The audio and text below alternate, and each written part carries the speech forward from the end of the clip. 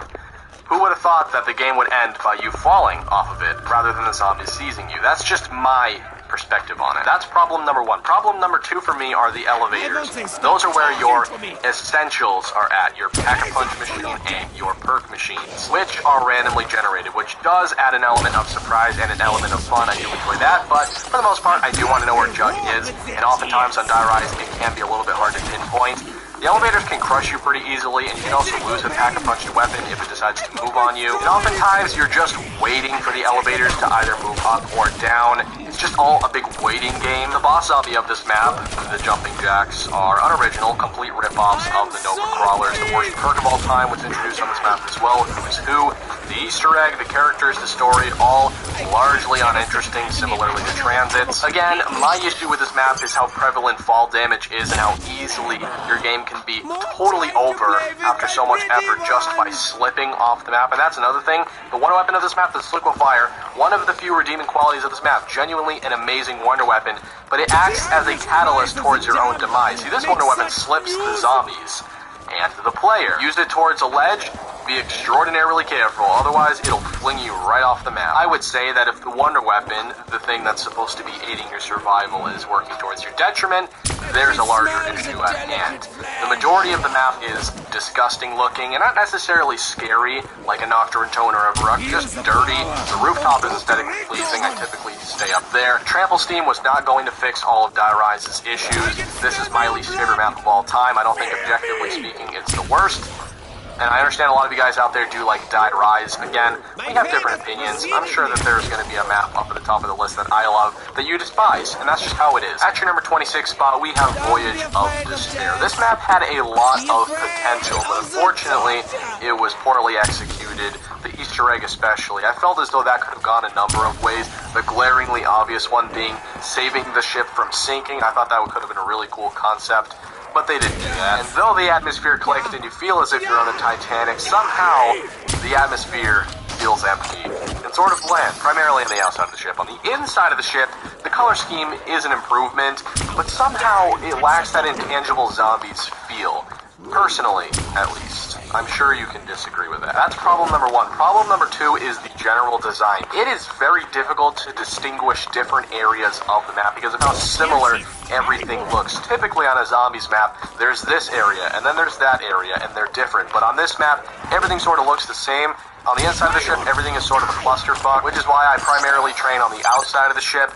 And on the outside of the ship, there are many small obstacles in the way from you forming a comfortable train. Activating the Sentinel artifact isn't much of a chore, but unflooding the bottom half of the map sort of is. I would say there is an overwhelming amount of boss zombies on this map. I realize that's a BO4 problem at large, but on this map specifically, you have the Catalyst zombies, you have the Blight Fathers, and you have those Requise-looking dudes that spawn in every round, and the problem is they don't really reward you at all for killing them. They just sort of exist, and they sort of just annoy you. The Kraken is a good wonder weapon, but the upgrades are a bit underwhelming, and it's not the most practical wonder weapon. It is very fun to use, and it's very unique, I'll give it that. But really, Voyage of Despair lacks the intangible qualities that a good zombies map has.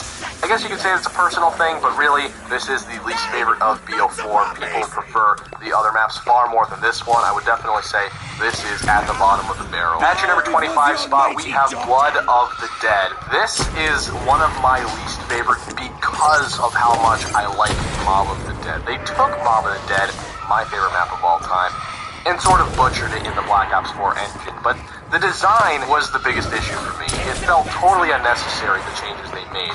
They took a lot of integral parts of the map out, like the bridge, and they implemented a bunch of unnecessary ones to fill up space. I realize Richtofen's laboratory is essential for the storyline, but for gameplay, I'm out of there by round 2, and I don't ever come back for the rest of the game. There's no reason to. And really, that goes for the whole first half of Blood of the Dead, that whole new area, that new facilities area. And there aren't many reasons to go to the Warden's house. They sort of stretch themselves thin in terms of design, and they blended up Mob of the Dead and really didn't execute it as well as they could have. A moving pack-a-punch machine to me also felt unnecessary, and the Hell's Retriever which used to be one of the most important parts of Mob of the Dead, is totally decentralized by equipment. When you obtain the Hell's Retriever, it takes up your equipment spot. You know what else takes up your equipment spot? Your Wraith Fires. Your Wraith Fires deal infinite damage. So Wraith Fires existing totally decentivize your will to go after the Hell's Retriever or the Hell's Redeemer. Blundergat continues to be one of the better wonder weapons in Zombies, now with a new variant upgrade in the Magma Gat, which is better. And what's also pretty good is the atmosphere. You're supposed to feel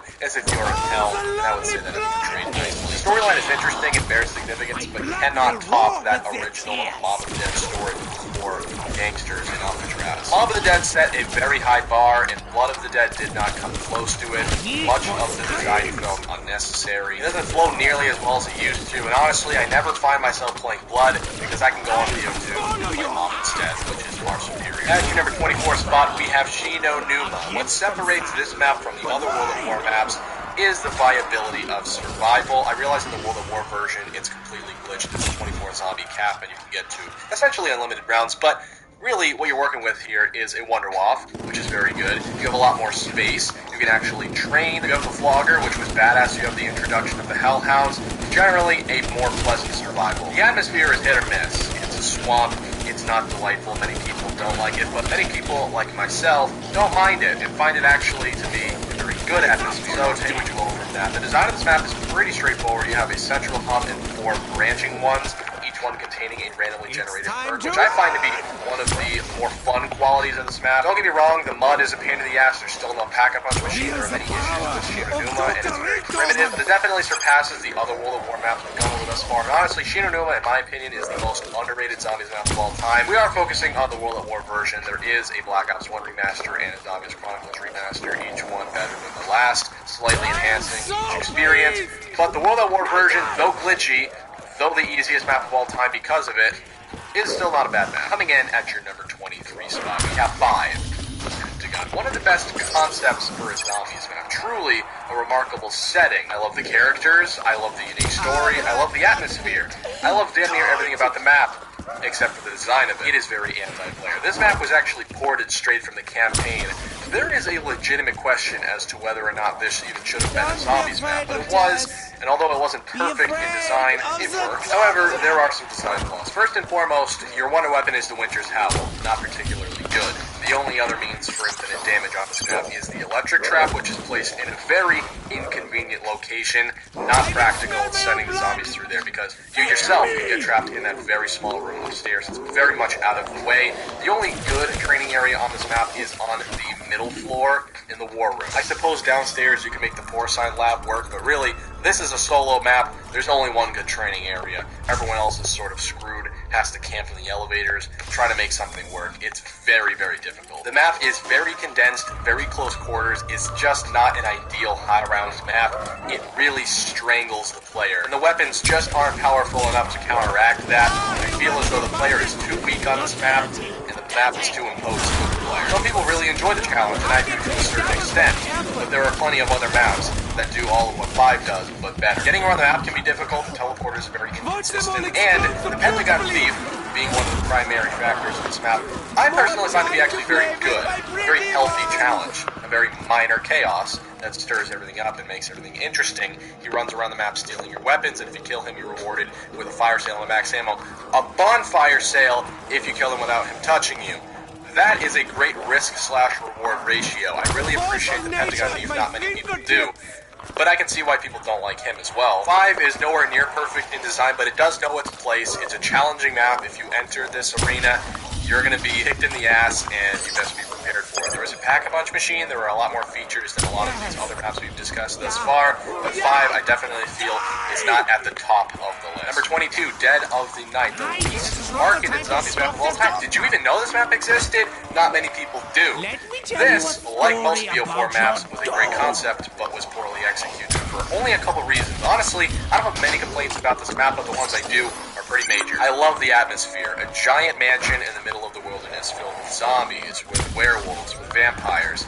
It's a Halloween nightmare come true. I don't have many complaints with the design itself. I think everything is sound enough. I really enjoy the Alistair's Folly. It's a hybrid of the ray gun and the Blundergat. It's a very unique wonder weapon. But there are some major things that went wrong with this map. Number 1, the boss zombies are overwhelming. you are totally overwhelmed the entire time you're playing this map after round 12 of Nosferatu spawn. In between the Nosferatus and the regular zombies and the Catalyst zombies and the werewolves, there is far too much going on. There are too many things trying to kill you, and they're each irritating in their own way. You have to adjust your play style so many different ways in such a short time as they're being thrown in your direction. That's major issue number one. Major issue number two is Pack-a-Punch. I love the idea of it, getting the 3 tuning forks in your own unique quest. The problem is the quests are not clear enough to the average player. You have to be a detective to figure this shit out on the first time. You're either Sherlock Holmes or you go to a YouTube tutorial to figure this out. I don't like that one bit. A lot of these quests to get the tuning forks involve finding specific objects around the map, which means you have to stare at the sides of the map trying to find that object for what would be an hour long. It's just a little unnecessary. If this process was trimmed down a lot more and was made a lot more clear to the player, I would love it. But that is a major issue on this map. This is a map I actually hated for a while, but it grew on me. And although it's nowhere near the best, it's nowhere near the worst. At your number 21 spot, we have Nuketown, one of the most irrelevant maps in terms of story, but in terms of gameplay, nothing short of fun. It is absolutely fun. The perks on this map are randomly generated, which adds an element of surprise. It's not all fun in games, though, because you can potentially be getting Jug on round 20, which isn't ideal for the average player. You could also be getting it on round 5. It's Russian roulette. You're having a fun time with it. You could be screwed, you might not be, who cares? You're on Nuketown. The design is pretty straightforward. You have 2 houses, each with a backyard and a central area. You can train to a central area or the 2 backyards. Spacing isn't much of an issue on this map. Training is entirely plausible. The best thing you've got is a Ray Gun Mark II, so you don't have a ton of firepower, but you do have a pack-a-punch machine, you do have the bare essentials, and with that, you have a fun time. There isn't much else to it. This was, of course, a multiplayer map at heart, so the design isn't going to be perfect for zombies, but they made it work. I think this map is a bit simple to be high on this list, but I think I found a pretty good spot for it here. Right above it at number 20, we have its older brother, Alpha Omega. Its brother that finished its college degree, but still isn't perfect. The design is far different than the original Nuketown.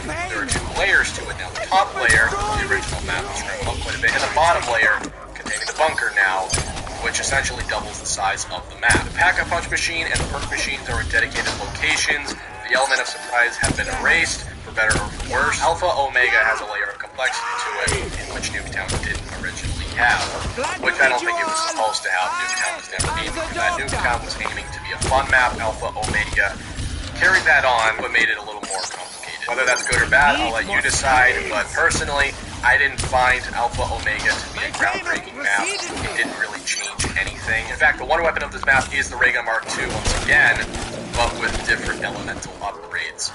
Really not an innovative concept. This map is one step above Nuketown, especially with the Easter egg and the bonafide story, but this map is totally forgettable. This map could have never existed, and I don't think it would have been a huge deal. Honestly, this was one of the tougher ones to place on a list. I don't know if it belongs at the bottom because of how unimpressive it was, or if it belongs higher because it's still a high-quality map. I don't really know where to put it. It is above Nuketown, though. At your number 19 spot, we have Classified. 5 reimagined. It fixed most of 5's issues. The most notable one being the teleportation. You actually know where you're teleporting on this map, which makes transportation a lot easier. Winter's Howl was buffed, and there are many more rooms to the map added, making survival a lot easier. Unfortunately, or fortunately, depending on who you are, the Pentagon Thief was removed. I enjoyed his presence, but many people didn't. Every Zombies game has one map that everybody can hop on and have a fun, casual time. Classified is that of Black Ops 4. There isn't much complexity to it. It's pretty easy to understand and pretty easy to enjoy. It fixed a lot of the issues 5 had, like I said.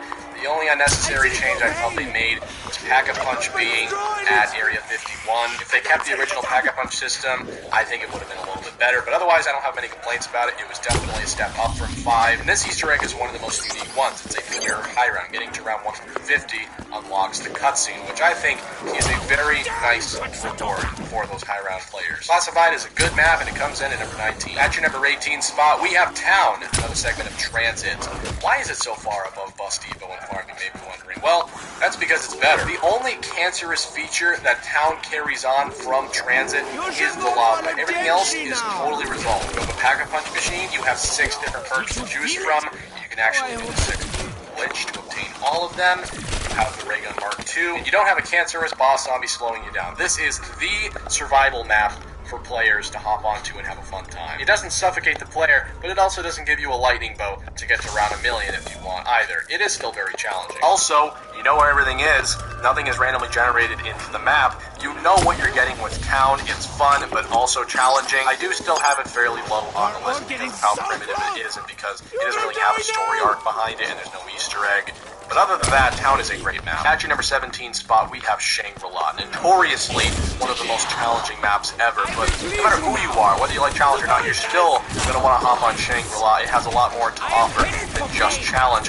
It is the most beautiful map aesthetically in Zombies. The atmosphere, the setting, the vibe that Shangri-La offers, there is no other map that offers it. You're trapped within the temples of the Himalayas upon a shrine. The exotic wildlife really captivates the player. The story of Brock and Gary, the Easter egg that ties along with that, saving the 2 British explorers from their demise, is awesome. Especially in the Eclipse mode. I thought that was a really cool feature. You have one of the best wonder weapons of all time, the 3179 JGB-215, aka the baby gun. Well, like I said, it is one of the most challenging maps, not necessarily all for the right reasons. There are a lot of cancerous features to Shangri-La that we cannot ignore, that we cannot pretend aren't an issue. Like many of the maps we've gone over thus far, Shangri-La has a very anti-player design.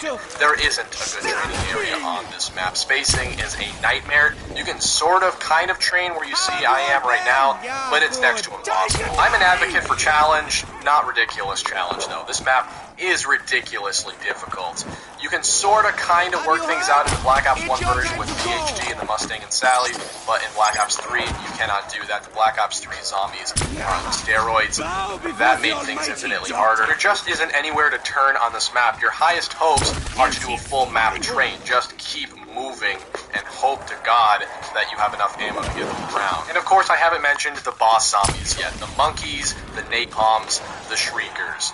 Each of which are irritating and inconvenient in their own capacity, but can be taken advantage of. The monkeys can be used to manipulate drops, the shriekers can disable zombies, and the napalm, when exploded, can act as a temporary fire trap. So these boss zombies can be taken advantage of, but they spawn in large quantities and are a nuisance, to say the least. I hate having to worry about my drop being stolen every single round by a monkey. Pack-a-punching on this map solo is no problem at all, but with multiple people can prove difficult, since you all have to simultaneously step on one of the rotating stones. Shangri-La was one of the most hated maps of all time when it released. It grew on people, but I still don't think it is at the top of this list. I did a lot of thinking about it, and I just think this map is a little too anti-player, but I still think it is a very good map, especially in terms of story and atmosphere. Coming in at number 16, we have Tog der Toten, Call of the Dead Reimagined. Since this is the final Ether Zombies map, the ending and the Easter egg and the character development, all profound. This map took us back to the Tunguska River with a different atmosphere than Call of the Dead. Call of the Dead was completely iced over. This map has a beautiful sunset. The ice is melted down further. It feels and looks a lot different, which I give them credit for doing. Like every Black Ops 4 remaster, it took the old map, scrapped some of the parts, and added a lot more, increased the size of the map, and made things more complex than they were before. For better or worse. For obvious reasons, they poached George Romero and the celebrity cast from this map and replaced them with Victus, which had to be done, but at the same time, I really did enjoy the uniqueness of Call of the Dead with that celebrity cast. One of the biggest problems I had with this map was how predictable it was. I knew all of the changes they were going to make before they made them. It sort of followed the exact same rubric as every Black Ops 4 remaster. Like Blood of the Dead, they took a map, scrambled it up. It feels similar, but it really isn't. I'm a big fan of Call of the Dead. Tog der Toten is similar enough for me to enjoy it this much, but I do acknowledge that there are some issues. And hey, this map just came out. Perhaps I'll change my mind. In the future, I would maybe put it lower or higher on the list. They did do a pretty good job with this map. I love the concept of Golden Pack-a-Punch. It eliminates one of BO4's many issues, having to upgrade it several times. In the Golden Pack-a-Punch machine, it's a one-punch go, like it used to be. My biggest complaint with this map is the Wonder Weapon variety. On Call of the Dead, you had the VR-11 and the Scavenger. Both statistically garbage and couldn't carry you very far through the rounds, but were very unique. On this map, you have the Thunder Gun, the Tundra Gun, which is the Thunder Gun with a cryo-freeze variant, which is actually a lot worse than the Thunder Gun, and you had the Wonder Waff with a scope. nothing original. This map is the end of the zombie storyline, and I really thought the ending was profound. But if you look beyond the story and the Easter egg, the gameplay is nothing exciting. It's a lot like Alpha Omega was to Nuketown. I'm not saying this map is bad by any stretch of the imagination, but it was a tad underwhelming. And at your number 15 spot, we have another ending in Revelations. At the time, this map was frowned upon from its anticlimactic ending and its unoriginality in design. The map, of course, took different aspects of other Zombies maps in the past and blended it up into one nostalgic wet dream. The only two original locations on this map are Spawn and inside the Apothecon where the Pack-a-Punch machine is. Everything else is unoriginal. And once you creamed yourself and the wet dream was over, you realized that there was not much substance to the map after all. It was all just a nostalgia trip. The Easter egg wasn't too fantastic either, but looking back on it now, I would raise this map up further on the list. It isn't the biggest deal in the world how unoriginal this map is because it flows very well. It is very well put together. The color scheme is fantastic. The vibe is pretty good. Though it isn't perfect, this map is a unit and it knows its place. It's a fun, easy, overpowered map. You have some of the most overpowered weapons in Zombies history. You have the Dragon Shield, the Ragnaros, the Little Arnie, the Thunder Gun, the Apothecon Serpent. You have the Margwas and the Panzer to slow you down. But let's be honest, with this arsenal of weaponry, you won't be slowed down much. The map was certainly disappointing at first, but I think now, years removed, we can look back on it and think fondly of it. I think Revelations is a middle-of-the-pack map. It did some things wrong, did some things right. Let's move on. Coming in at number 14, we have Buried, the best Victus map on the market. Without a doubt, one of the best maps. It does have its flaws, though. I'm going to go over the few flaws it has before I go over the many good qualities of the map. The banking system is flawed. This map in particular. I realize it's a BO2 issue at large, but it can be exploited the most on this map. You can get totally set up on round one. That's one of the biggest issues with this map. That combined with an arsenal of overpowered weapons, this map is mind-numbingly easy. You can sit in the jug corridor with a subsurface resonator and a head chopper and not even have to move, or you can sit on top of the bank with Vulture Raid and the Paralyzer, an infinite damage wonder weapon, and not have to move there either. There just isn't enough challenge on this map. And while these features do make Buried extraordinarily easy, it also makes it a great map. This map innovated quite a bit and introduced many new play styles. You have all of these new wonder weapons, you have all of these new buildables, and you also have a new means to open up the map. Leroy, or I guess Mark. You feed him booze and candy, and he does a multitude of tasks, from opening up doors, to pinning down the mystery box, to building things for you. You name it, he can likely do it. Leroy is a great feature on this map. He does make things a lot more convenient, and perhaps a bit easier on an already very easy map, but I think he was a great addition. The atmosphere of this map is very unique, taking place in an old American Western town, actually located in Antarctica. The shift in tectonic plates have to be explored. Of the three Victus maps, Buried has the best Easter egg, the best story arc, without a doubt has the best design. One of the best things about this map is the mansion. You make your way through that haunted mansion, kill all the witches. Not only do you get a free perk, but you get access to Pack-a-Punch. Had Buried not had some glaring issues, I would have placed it higher on the list, but it does, and I think number 14 is appropriate. At your number 13 spot, we have Moon, one of the most controversial maps out there. It does have many issues, but it also has many great qualities. It has the best Easter egg of all time, in my opinion. It is a grand finale to Black Ops 1. Granted, the RNG, having to wait for Excavator Pie, it can be a pain in the ass, but if you get past that, the storyline is nothing short of remarkable. Blowing up the Earth and causing the events in Black Ops 2, what a way to end the game. Richtofen and Samantha swap souls, you get all the perks, and the zombies' eye color changes to blue. I think it's the most impactful and profound Easter egg of all time. I really wanted to place Moon higher on this list, but there are too many issues in its design, and it really likes to kick the player while they're down. First and foremost, Jug and Speed Cola are on Earth in Area 51. You have to return there every time you need one of the two perks, and they alternate. So, let's say you go down, you lose Jug. You have to go to Earth, go back to the Moon, and then go back to Earth to get Jug because they alternate. And usually, it's not even because you go down, it's because you bump into the Cosmonaut who headbutts you and steals one of your perks, who proves to be one of the worst bosses in COD Zombies. Silently lurks around the map, grabs you, has his way with you, and steals your belongings. The excavators are essential for the Easter egg, but once you complete it, or if you choose not to even do it, the excavators are just a pain in the ass. You have to constantly go back to spawn, which is a hike. This is a massive map. You have to deactivate it every couple of rounds. The anti-gravity is a pain in the ass as well. In the BO3 remaster, I felt as though that issue was resolved, as well as the atmosphere and the aesthetic of the map. In the BO1 version, my god, everything's gray. Everything is bland and soulless. But in the BO3 remaster, it worked a lot better. In fact, the biodome on the Black Ops 3 version seriously a beautiful segment of the map. You can tell that that is what they were going for, but couldn't in last gen. So it does have its issues, and it has many minor inconveniences that stack up and make everything just generally irritating. But it did so many good things as well. The wonder weapon variety and the QEDs, the Gersh devices, the zap guns. You have the hacker, which does a multitude of things. You can open up doors cheaper, you can manipulate drops, you can give players points, you can hack the mystery box. There are so many things you can do with that. The map size can prove irritating, especially when you can go revive somebody that's 1,200 miles away. But in the same breath, it allows a lot more training space and viability for survival. And a map in outer space on the moon is unique, I would say. I do feel as though the pros outweigh the cons, but there are many cons, and the Black Ops 3 Remaster is definitely the better alternative. They're not drastically different, but it is better, and I would say Moon belongs at number 13. At your number 12 spot, we have Zetsubo and Noshima. Once upon a time, when the map first launched, people hated it.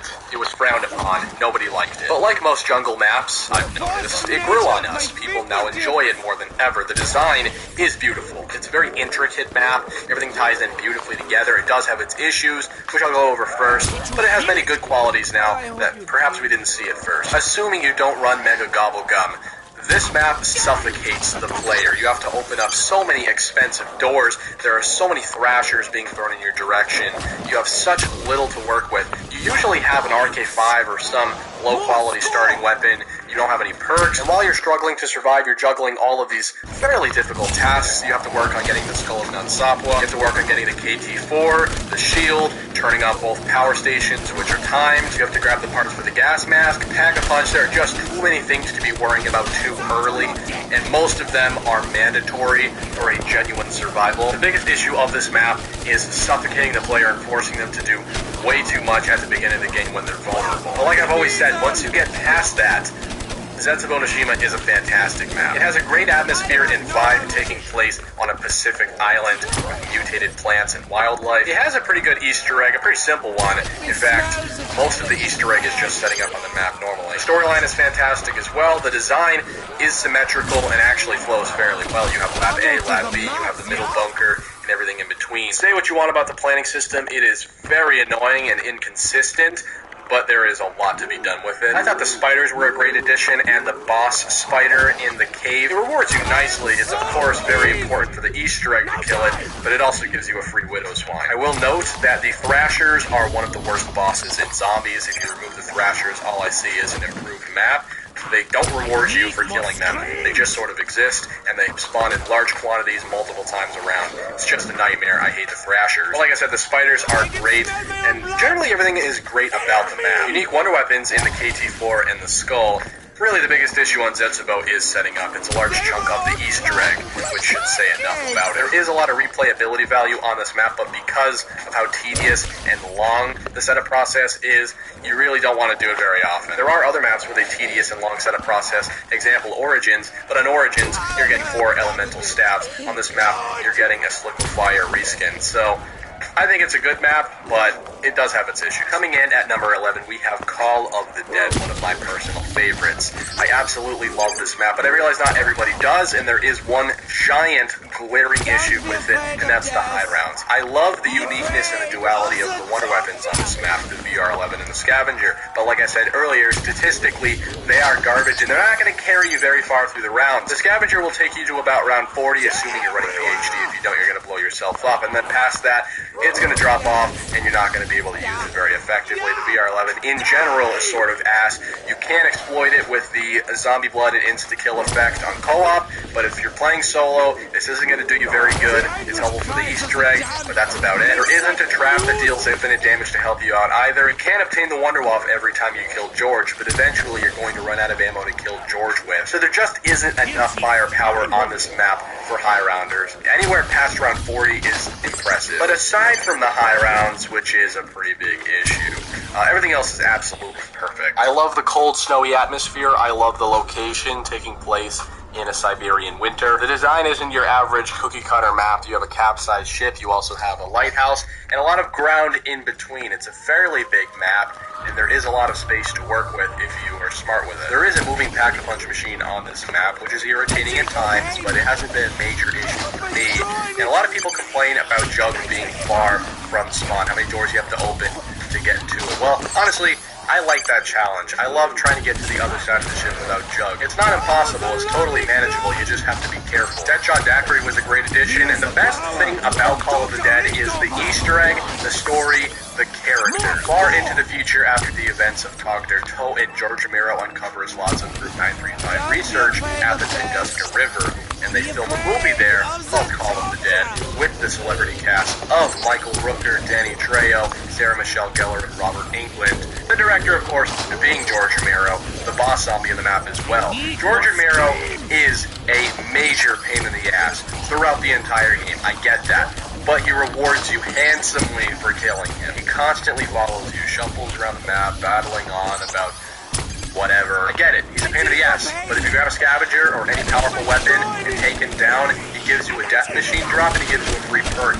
a wonder wall if you've completed the Easter egg, which does help a lot with the deficient wonder weapons on this map. So aside from the high rounds and the fog, I suppose, everything else was perfect, and I love Call of the Dead. As we crack the top 10, we have Ascension. Personally, I like Call of the Dead more, but Ascension's design is more sound. This map was ported straight from the campaign like 5, but unlike 5, has good spacing and has genuine training areas. It has a viable wonder weapon in the Thunder Gun. You also have the introduction of Matryoshka dolls and burst devices. Stamina was introduced, PhD Flopper was introduced, the Lunar Landers were introduced. A lot of new things came with this map that innovated quite a bit. This was the first map with a main Easter egg, and by doing so, you were rewarded a 90-second death machine. Not a big reward, but it was the first. I love the story behind this map, and I love the atmosphere. There is that one issue, though, of this map being very easy because of how much space there is to work with, and because you have some very powerful wonder weapons. Really all you need is the Thunder Gun and Jug, and you can get to around 200 in the blink of an eye. The Black Ops 3 remaster, of course, makes things a lot easier with the double pack-a-punch variants and so on. There is one thing that makes this map semi-challenging, though, and that is the Space Monkeys, of course, spawning in every couple of rounds to steal your perks.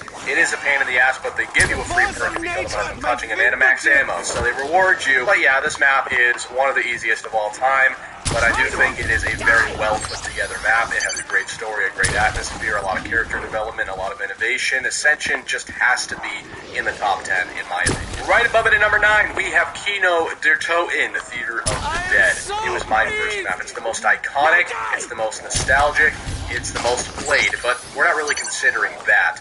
It is a very well put together map. Like Ascension, you have a lot of good spacing, a lot of good training areas. You have the Thunder Gun. High rounds are very easy, but it's not too easy. It sort of hits a beautiful difficulty where everybody can play it and everybody can have fun, whether you can't tell your ass from your elbow, you're a world record setter. This map welcomes all, and it punches you in the face with a very eerie atmosphere. You sort of look around the map and think of what once was. It used to be well and alive. People would sit down and watch movies, but now you see rubble everywhere. You see Nova crawlers crawling through the ceiling. You see zombies tearing through the barriers. It's just a very spooky atmosphere that hasn't been matched by many maps. This is the epitome of classic zombies. It does everything pretty well. It doesn't do one thing in particular poorly. I do believe this map is slightly overrated. People hold this map to a very high regard, almost as if it's a top tier map. It's not. It is very primitive, but it does have every good quality that a good zombies map should have. Coming in at number 8, we have 9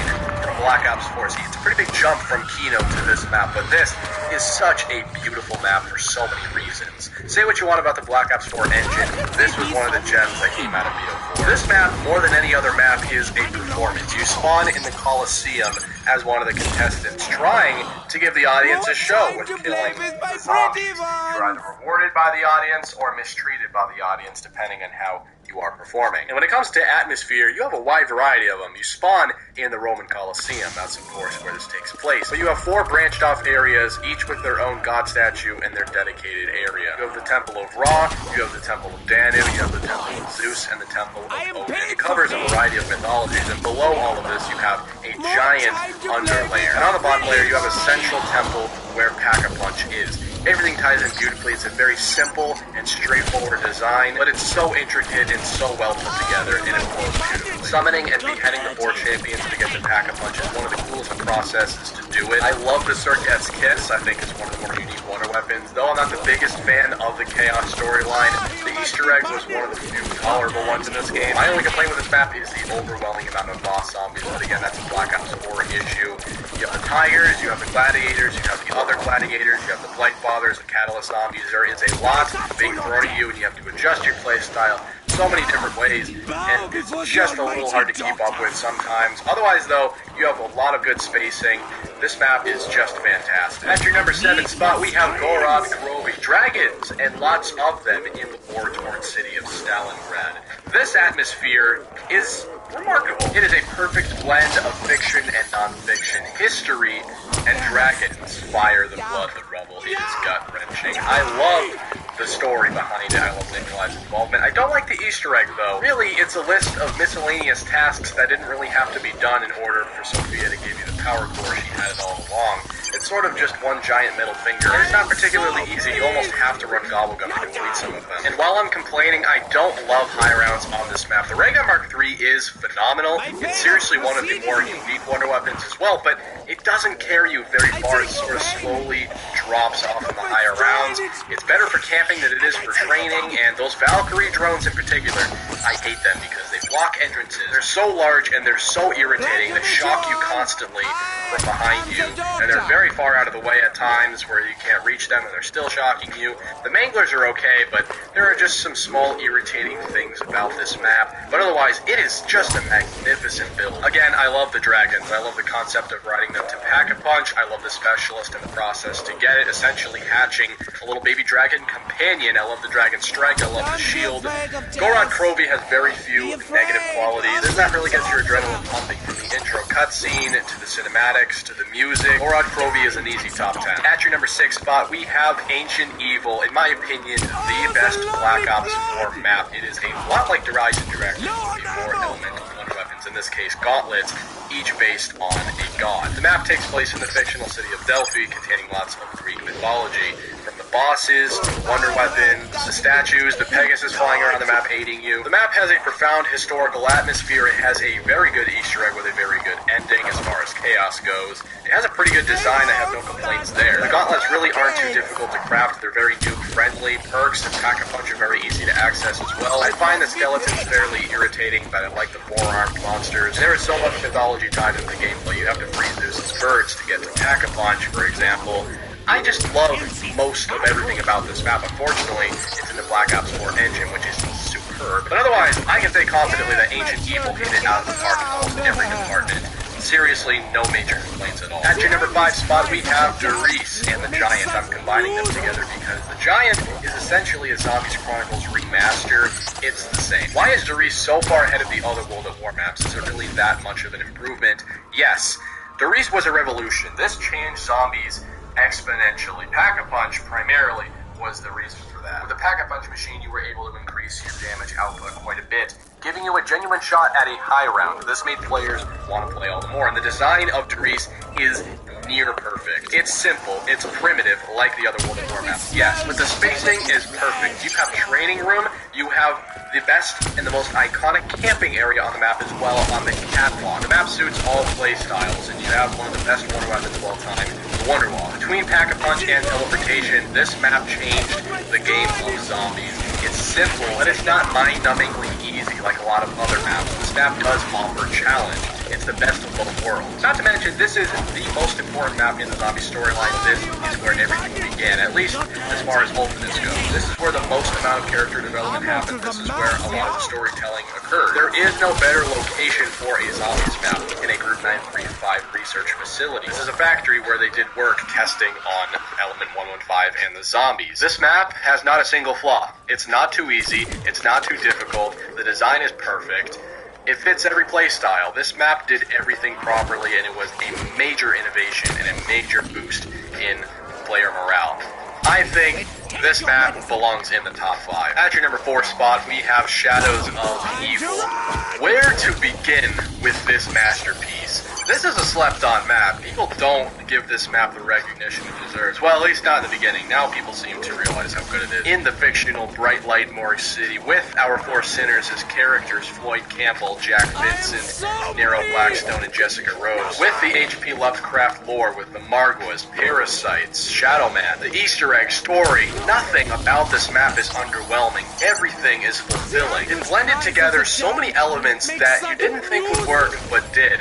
With H.P. Lovecraft, with the zombies, with this city life. The fact that they made it all work is beyond me, and the design is beautiful. This is the best executed design I've ever seen. And it's pretty straightforward too. You have the central district, and then you have 3 branching ones, each character dedicated to one of those districts. Performing all the rituals and setting up this map is tedious, I'll concede, but I don't find it to be that irritating. In fact, I sort of have a fun time. I'm sort of captivated by the whole thing. And though many people find Beast Mode tedious, I liked it. I think it's interesting. It made setting up in the map feel non-linear. And being in Beast Mode gives you a multitude of different abilities rather than just electrocuting power switches. I understand not everybody is in love with the concept of this map. It feels very otherworldly and not a ton like Zombies, especially when your primary wonder weapons are the Apothicon Sword, the Apothicon Servant, and Bolt Arnie. But they're some of the best wonder weapons ever. And if you're anything like me, this atmosphere does nothing but captivate you rather than turn you away. This map is massive, it's innovative, it does everything properly in terms of story. Really, the only minor flaws in this map is setting up on this map. It can be tedious, but really, I've never seen a map pay attention to detail more than this one. There are so many side Easter eggs in this map as well that many people don't even know about. Treyarch made a map from scratch with new characters and a new concept that felt nothing like the previous Ultimates or Primus maps, and not only made it work and meet our expectations, but exceed them and become one of the best maps ever. There are so many minor details, so many small things that collectively make this map just incredible. Seriously, I could go on and on and on about Shadows of People. There is a legitimate discussion for a number 1 spot here, but I've placed it a little bit lower because the 3 above this, you're doing this process of elimination, you probably understand which maps are above it at this point. I think they're a little bit better, but Shadows, easy top 5 for me, and one of my favorite. Coming in at number 3, we have Der Eisendrache. You have to pronounce it like that, otherwise there will be angry German people in your comments. This map is perfection. It's a bit on the easy side, but not to the point where it's a genuine concern. Where do I start? How about the 4 elemental bows? Each unique in their own way. All powerful though. My favorite is the wolf, but they really add a lot of personality to this map. They allow the players to choose amongst themselves who wields which bow, and they add a ton of replayability value. The best thing is, if you're either unfamiliar or don't want to complete these quests, you don't have to pack a punch and power. The 2 very sections of this map are very easy, very accessible. Everybody can get down with the Ragnarok Specialist is also awesome. It can get easier at times on this map, but you also have a Panzer Soul that to sort of counteract that. You want to talk about location? I don't know if there's a better one. On top of the cold Austrian Alps, inside of a medieval castle, which has been turned into a Group 935 research facility. It fires on all cylinders. It's got lots of history, it's got lots of fiction, it blends it together. It's a very nice combination. The story to tag along with it, so good. This is one of the best Easter eggs. It's one of my favorites. It's very simple, pretty straightforward, not too difficult. Experts can do this Easter egg and have fun. Beginners can as well. I love every step of it, especially the concluding boss fight. Seriously badass. And then you blow up the moon, which is just a really cool twist. I love the premise. You hop in this map, you feed the 3 dragons, get the Wrath of the Ancients, do whatever you want from there. You don't even have to do that. It welcomes everybody, and it backs it up with a magnificent story. The Eisendrache is just perfection. I love this map so much. It's at number 3 and not at number 1 because somehow the other 2 maps above it managed to inch themselves forward. And your number 2 spot belongs to none other than Origins. Right off the bat, I will say Origins is a handful, especially on solo. Setting up on Origins takes a long time. It's not necessarily the most difficult thing, but my god, you will be sitting in front of your screen for an hour and a half before you comfortably high round. It can definitely be overwhelming, especially for beginners. But Origins does everything else beautifully. And though I prefer Der Eisendrache, I believe Origins slightly inches Der Eisendrache out because the 4 elemental staves were the predecessor. These were the inspiration for those bows. And Origins has this inexplicable vibe, this aura of grandeur. It began what we now know as the Primus story, and it also concluded Black Ops 2 on a major cliffhanger that intrigued everybody. The impact and the totality of the story, this Easter egg, the 4 ultimate staves, everything is figuratively and literally massive on this map. The tank, the 100-foot tall robots. I went back and played this map yesterday. Just the feeling of spawning in this map you know you're on a mission, and even if you didn't know what it was at the time, you know shit was real on this map. And the premise characters on this map are so genuine, and Richtofen in particular is genuinely scary. Like any good Zombies map, it pays high attention to detail. The design is beautiful. Everything flows very well. You have the 6 generators to activate the totality of power. It's really interesting how Treyarch put us in the World War I trenches. It's really good to get a history lesson with that as well. I really love the parallel between the Great War, World War I, and the Ancient War. Yes, you have to work for what you get on this map, but once you get them, oh my god. I mean, you have those 4 ultimate stabs, you have the Iron Fist, you have a Wonder Fizz machine with many perks in it, the Maxis drone. There is just so much to work with on this map. I don't see an argument for Origins not being in the top 5, objectively speaking. It's really hard to put into words how magnificent this map truly is. Really trying to find the words. Despite the extraneous setup process on Origins, noobs can hop on this map and pack a punch and turn on the generators without much of an issue. You can still have a fun time in this map regardless. I could go on and on all day about this map. There's too many things to even cover. I think it belongs to number 2. And that brings us to our number 1 spot. Ladies and gentlemen, the best Zombies map of all time, in my opinion, is Mob of the Dead. What do I say? Oh, it's perfect. I'll say that. I know a lot of people think this map is overrated. I just don't think so. I think this is as close to perfection as you can get in a Zombies map. Let's talk about the atmosphere. Alcatraz Prison. Didn't think they could make a good Zombies map out of that, but they did. They sure as hell did. The map is genuinely scary. It's genuinely bone-chilling, seeing all the hanging corpses, the fire, the blood smeared all over the walls. This map is hell on earth, and you can really see that. And I really applaud Treyarch for going across the grain with a map like this. This isn't a map that everybody was comfortable with. Nobody knew who these characters were. They're brand new, from scratch. The whole concept was, and it somehow became the best map ever. These are 4 characters in Al Arlington, Finn O'Leary, Billy Handsome, and Sal DeLuca that we didn't need to care about, but Treyarch made us. They're 4 mobsters with a dirty past. They got sent to the prison and are now in a purgatory. And the Easter egg, the story behind this map is based on a real-life Escape from Alcatraz story. There is a very high degree of reality behind this map. It's not all fiction. The design of this map is nothing short of amazing. It's the best flowing design I've ever played. You seamlessly walk through one room to another, picking up parts you need. And the gameplay is driven entirely by the story. You're collecting the plane parts,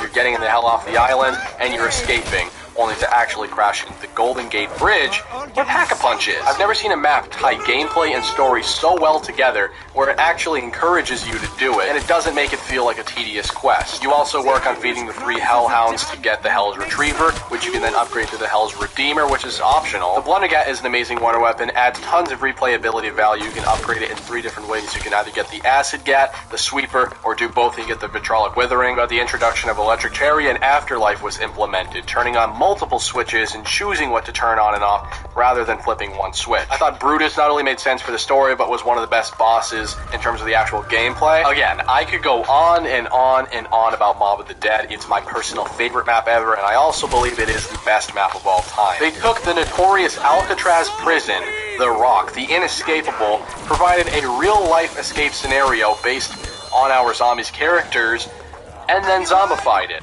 They did, like, how do you do that? This map fires on all cylinders. Guys, that does conclude it. If you don't feel as though I justified a map or its position, I do have a link in the description that'll take you to my analysis series where I analyze every single Treyarch Zombies map, aside from Black Ops 4. I haven't quite gotten to Black Ops 4 yet. I will be doing that in the future, but there is an analysis series going in the description. Thank you so much for watching this very long video. If you went on to enjoy the video, please drop me a like and subscribe for more in the future. I'm likely going to be doing this with perks, maybe bosses again.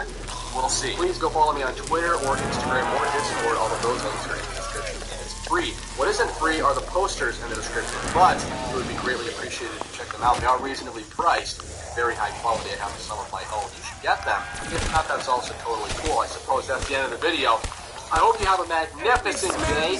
Let me know your list down in the comments section. I gotta go. So peace out.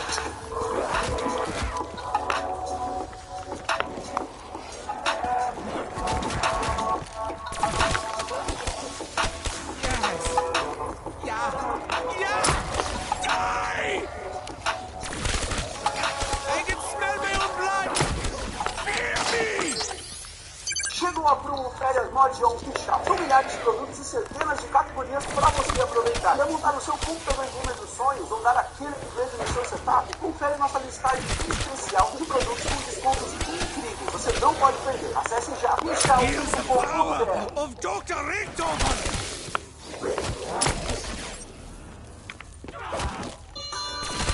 Did you feel it? Oh, I hope you did.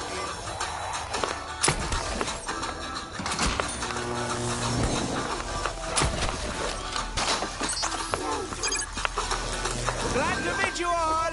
I am the doctor.